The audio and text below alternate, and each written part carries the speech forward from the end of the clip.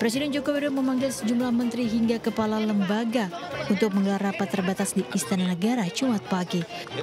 Jokowi mengumpulkan sejumlah menteri terkait evaluasi server pusat data nasional yang diserang ransomware dengan meminta tebusan sebesar 131 miliar rupiah. Di mana akibat peretasan tersebut, 210 instansi pemerintah terdampak dan layanan publik berbasis digital terganggu. Sementara Menpan RB Abdullah Azwar Anas menyebut berdasarkan benchmark dari sejumlah negara terdapat unit khusus yang secara tata kelola kelembagaan mengurus pusat data nasional. Pihaknya kini juga masih melakukan kajian untuk mencari tahu pengelolaan PDN paling tepat. Referensi di berbagai negara mana saja yang paling tepat terkait dengan pengelolaan PDN tadi. Jadi saya tidak mau komentar di luar kewenangan Kemenpan RB, jadi kami lebih bagaimana tata kelola pengelolaan pusat data itu agar ke depan bisa lebih kuat sebagaimana di berbagai negara. Oleh karena itu unit pasar teknisnya sedang kita proses. Sementara Menkominfo memastikan berdasarkan pemeriksaan tidak ada kebocoran data akibat peretasan tersebut. Pihaknya bahkan melalui instansi terkait akan segera merilis siapa pelaku di balik peretasan PDN. Yang pasti tadi hasil rapat dengan Komisi 1 kita tidak ada indikasi dan belum ada bukti terjadinya kebocoran data. Nanti dalam waktu yang tidak terlalu lama kita akan jelaskan ke publik siapa pelakunya, motifnya, apapun. Tapi yang pasti ini bukan state actor. Sementara pihak BSSN hingga kini masih melakukan identifikasi forensik guna mengetahui dampak dan akibat dari peretasan PDN. Komisi 1 DPR juga meminta pemerintah membentuk crisis center guna memberikan perkembangan informasi ke publik ihwal penanganan yang dilakukan pemerintah terkait peretasan PDN tersebut. Dari Jakarta, Salam Rahmat, Yudi Permana, iNews melaporkan.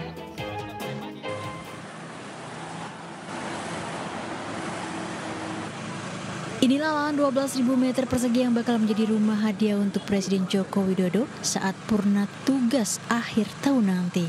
Lahan yang terletak di Jalan Adi Sucipto, Kolomadu, Karanganyar, Jawa Tengah ini mulai dibersihkan dan dimasukkan beberapa alat dan bahan bangunan. Rumput dan semak pun mulai dipangkas oleh beberapa pekerja yang sudah ada di lokasi. Proyek pembangunan tersebut dikerjakan oleh PT Tunas Bangga Sanior, sementara proses pembersihan akan dilakukan dalam waktu sepekan ke depan.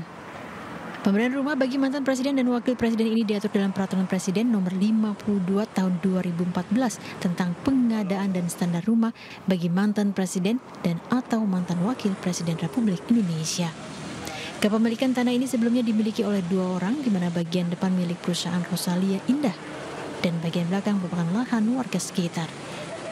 Dan untuk luas, fix tadi sudah kita konfirmasi sekitar kurang lebih 12.000 meter persegi. Nantinya PT Tunas Bangsa Sanor akan berkoordinasi dengan pemerintah kabupaten, salah satunya terkait peletakan batu pertama. Dari Karanganyar, Jawa Tengah, Janur Setiaji, iNews melaporkan.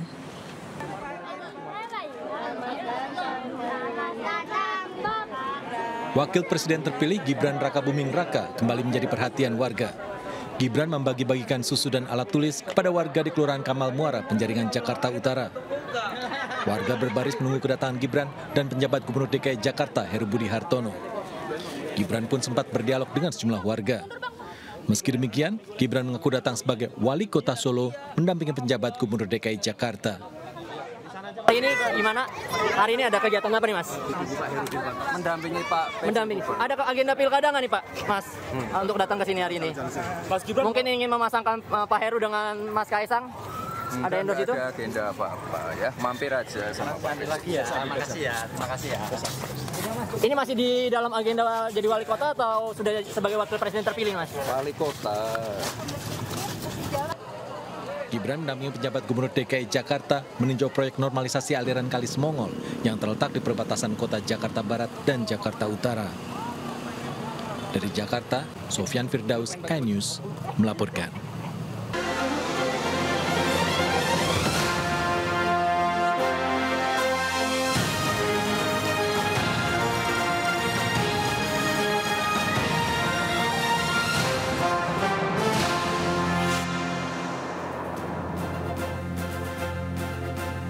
Halo, selamat pagi. Apa kabar Anda pemirsa? Selain berita utama tadi, sejumlah laporan menarik juga akan menemani aktivitas pagi hari Anda.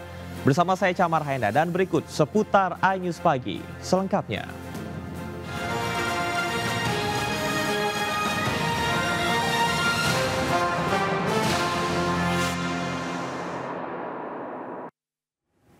Pemirsa, dua pria melakukan pencurian kabel listrik milik PLN di kawasan Pekojan, Tambora, Jakarta Barat. Akibat ulahnya terjadi pemadaman listrik dan kerugian puluhan juta rupiah.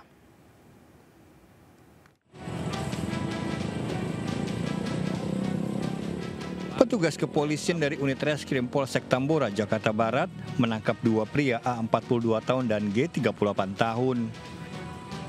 Kedua tersangka ditangkap atas dugaan pencurian kabel listrik milik PLN yang ada di Jalan Pangeran Tubagus Angke, Pekojan. Dari keduanya disita sejumlah barang bukti, di antaranya 9 kg tembaga kabel listrik yang belum sempat dijual. Para tersangka mendapat keuntungan lebih dari 1 juta rupiah. Tembaga kabel listrik PLN dijual ke pengepul di kawasan Cengkareng, Jakarta Barat seharga Rp120.000 per kilogramnya. Berdasarkan hasil pemeriksaan kedua tersangka, para pelaku telah 2 kali melakukan aksi pencurian di wilayah berbeda di kawasan Tambora, Jakarta Barat. Dan benar bahwa dua orang tersebut melakukan pencurian dan bukan hanya pada malam hari itu saja, tetapi juga 2 kali sebelumnya sudah melakukan pencurian kabel tersebut. Selain berdampak adanya pemadaman listrik, akibat pencurian kabel ukuran 20 kV ini, PLN juga merugi hingga lebih dari 25 juta rupiah. Nah, dampak yang dirasakan masyarakat tentunya adalah pemadaman aliran listrik. Dengan terjadinya pemadaman aliran listrik karena pencurian kabel tersebut, tentunya akan mengganggu aktivitas masyarakat, baik aktivitas. Akibat perbuatannya, kedua tersangka terancam 7 tahun penjara. Dari Jakarta, Miftahul Ghani melaporkan. Kementerian Komunikasi dan Informatika mengklaim telah melakukan pemblokiran terhadap 1 juta lebih situs judi online dalam 6 bulan terakhir. Namun pihaknya menyatakan banyaknya pemain dan bandar judi online yang bebas beroperasi menjadi kendala pemberantasan judi online.